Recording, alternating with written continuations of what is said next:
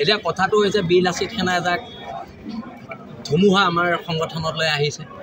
আমাৰ মুখ্য সচিবকে আদি কৰি আমাৰ কেন্দ্ৰীয় নেতৃত্ব, জিলা নেতৃত্ব প্ৰায়বোৰ কাৰাগাৰত। কিন্তু এই ধুমুহাৰ সৈতে আমি যুঁজিম, জুবিনৰ ভাষাৰে কওঁ, ধুমুহাৰ সৈতে বীৰ লাচিত সেনাৰ বহু যুগৰে নাচোন। আৰু এতিয়া এটা কথা হৈছে, এই বাংলাদেশী মুক্ত যিখন আমি অসমৰ কথা কৈ আছোঁ, এই বাংলাদেশী মুক্ত অসমখনৰ কথা, বিদেশী মুক্ত অসমখনৰ কথা যেতিয়া এখন চৰকাৰে কৈ আছে, কিন্তু তেওঁলোকৰ এই চৰকাৰৰ সময়ত ঢিঙত কিয় এনেকুৱা ধৰণৰ এটা কাণ্ড হ'ব পালে? আজি আমাৰ নগাঁও জিলাৰ লগত কথা বতৰা হৈছে, প্ৰয়োজনত বীৰ লাচিত সেনাৰ সৈনিক ঢিঙলৈ যাব।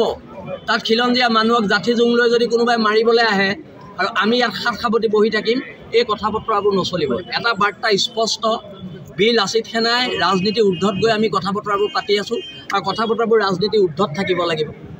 কোনোবাই ক'ব আমি কাবাৰ এজেণ্ট, এটা দলে ক'ব আমি আমুকৰ এজেণ্ট। বীৰ লাচিত সেনাৰ স্পষ্ট একদম স্থিতিটো আমি কৈ দিছোঁ, বীৰ লাচিত সেনা খিলঞ্জীয়াৰ পক্ষত আছে, আৰু খিলঞ্জীয়া মানুহৰ আধিপত্যবাদৰ যিখন সংগ্ৰাম, এই সংগ্ৰামখন বীৰ লাচিত সেনাই কৰি যাব। ইয়াত আমাক বিজেপিয়েও গাইডেঞ্চ দিব নালাগে, আমাক ইয়াত কংগ্ৰেছেও গাইডেঞ্চ দিব নালাগে, বা কোনোবা ছদ্মবেশী জাতীয়তাবাদী মানুহেও আমাক ইয়াত গাইডেঞ্চ দিব নালাগে। কাৰণ আমি জাতীয়তাবাদৰ কেঁচা তেজ খাই ইয়াত বহি আছোঁ, বীৰ লাচিত সেনাৰ সৈনিক, আৰু আমি জাতীয়তাবাদৰ কথাই কওঁ। সেইটো স্পষ্ট কথা।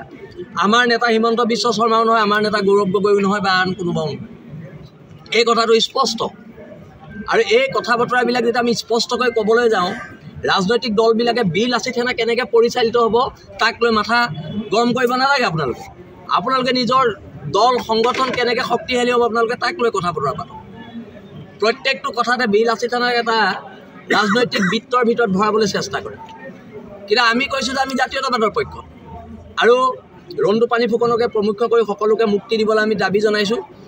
আৰু অনাগত দিনত এই যিখন আমাৰ সংগ্ৰাম চলি আছে, এই সংগ্ৰামখন জোৰদাৰ ৰূপত ৰাজপথত দেখিব পাব। আৰু ঢিংকাণ্ডৰ গোটেই সকলোখিনি তথ্য উলিয়াই অতি শীঘ্ৰে ইয়াৰ লগত জড়িত আৰু মানুহ আছে, সেই মানুহখিনিক গ্ৰেপ্তাৰ কৰিব লাগিব। আৰু যদি গ্ৰেপ্তাৰ নকৰে, নগাঁও ৰাজপথ উত্তাল কৰা হয়।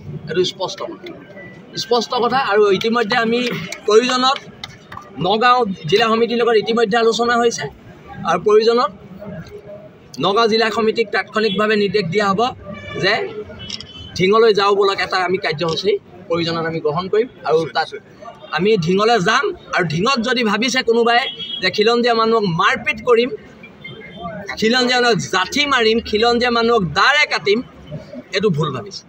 ইয়াৰ বিৰুদ্ধে আক্ৰমণ হ'লে প্ৰত্যাক্ৰমণ হ'ব, আৰু তাৰ কাৰণে সাজু থকা ভাল হ'ব। আক্ৰমণ হ'ব খিলঞ্জীয়া জাতি হত্যাৰ ওপৰত, প্ৰত্যাক্ৰমণ হ'ব। আপুনি বিচৰা বাতৰি পাব কেৱল নিউজ 18 এপত। নিউজ 18 এপ ডাউনলোড কৰিবলৈ স্কেন কৰক এই QR কোড। গুগল প্লে ষ্টৰতো পাব এই নিউজ 18 এপ।